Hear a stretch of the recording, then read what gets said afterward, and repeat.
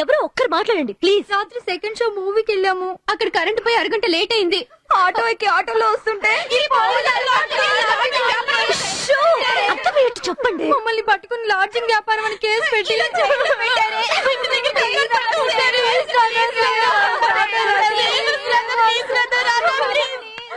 నమస్తే సార్. నమస్తే. నమస్తే. ఇది చాలా అన్యాయం, తప్పు. వీళ్ళంతా కాలేజ్ గర్ల్స్, నా ఫ్రెండ్స్. వదిలేయండి సార్. అందరూ అలాగే అంటారమ్మా. రాత్రి 1 గంటకి మగతోడు లేకుండా ఆటోలో తిరిగితే ఏమనుకోవాలి? కళ్ళుకి పాలకి తేడా కంపు చూస్తేనే గాని తెలీదా? అది పొద్దున్నే ఎస్ఐ గారు వచ్చాక గాని జరగదు.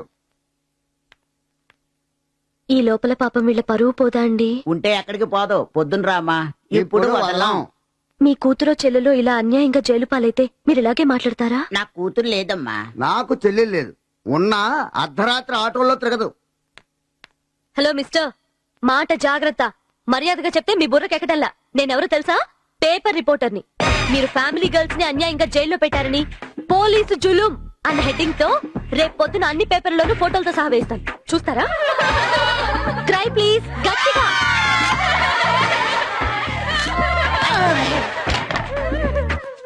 పేపర్లో మీ ఫోటోలు కూడా చూసుకోండి రేపు. ఎవరిది? Kalyani? My God, me SP గారు కూతురు. ఏవే కళ్యాణి, ఇడియట్, మీ నాన్న ఎస్పీ అని ఎందుకు చెప్పలేదు?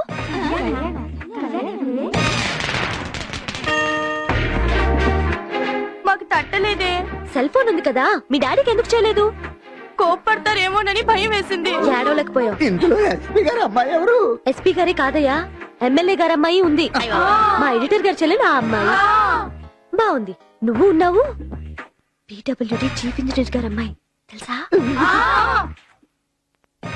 ఏమయ్యా, ఇన్ని ఆటం బాంబులను ఒక్కసారి జైల్లో పెట్టావే, ఒక్కటి పేలినా మీ పని గల్లంతే. బదిలీ కోసం ట్రై చేస్తున్నా. ఏ ఊరు బదిలీ కావాలే? దుమ్ములగూడెమా, కొయ్యలగూడెమా, అండమాన్సా? ఒకసారి ఎస్పీ గారికి ఫోన్ కలుపు. వద్దులే కళ్యాణి, డాడీకి ఫోన్ చేయి.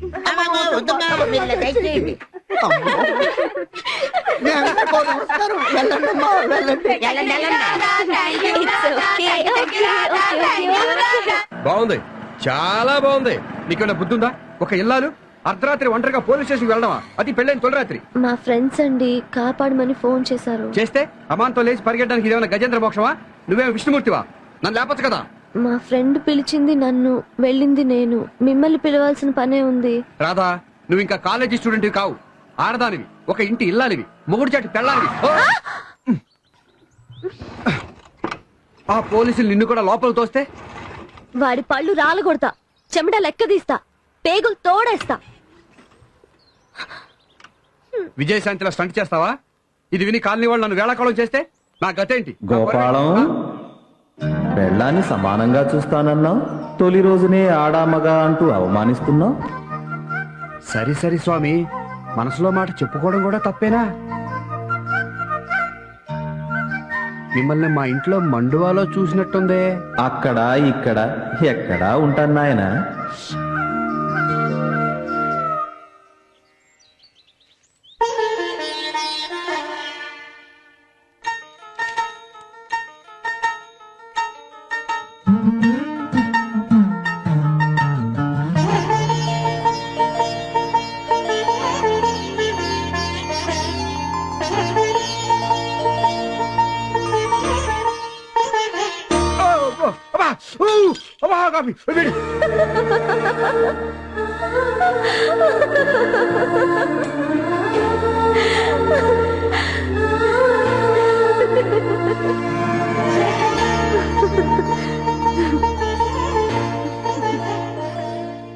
అవును రాధా, అందం సంతోషం దగ్గర నుంచి సూటిగా చూడటం ఎంత బాధాకరమో. గడప మీద కూర్చోకూడదు, మహాలక్ష్మి పీఠం దిగు.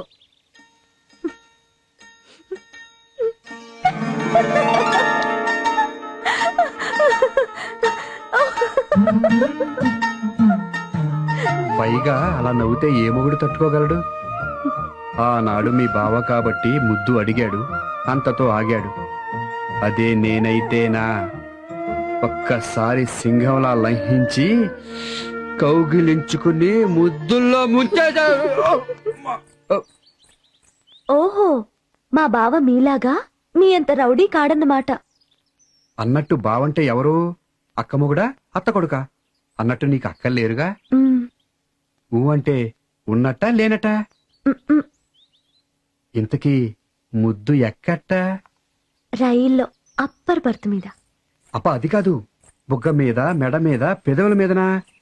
ఇంతకీ ఆ పూట ఏం జరిగిందట? పాపం అతగాడు అడిగిన ముద్దు నువ్విచ్చినట్టా, అతను పుచ్చుకున్నట్టా?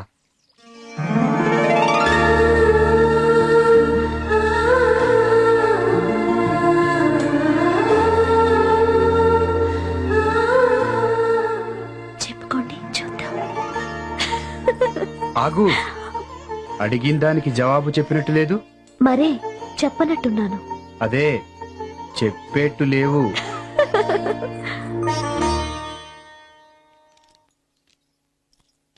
ఒకవేళ పట్టుకో. దేనికి? ఇచ్చినట్టా, పుచ్చుకున్నట్టా? నట్టు లేదు బొట్టు లేదు, పొండి. మ్,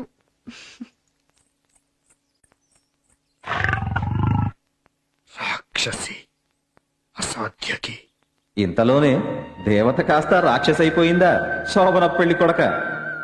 ప్రేమించు రోజుల్లో ప్యూరు గోల్డేనమ్మ శ్రీ సూర్యనారాయణ. పెళ్ళైన మర్నాడు రోల్డ్ గోల్డ్ అయిపాయే శ్రీ సూర్యనారాయణ. దెప్పనక్కర్లేదు స్వామి, నేను అప్పుడు ఇప్పుడు ఎప్పుడు ఒకటే మాట. మా రాధమ్మ బంగారమ్మ, నిత్య బంగారమ్మ.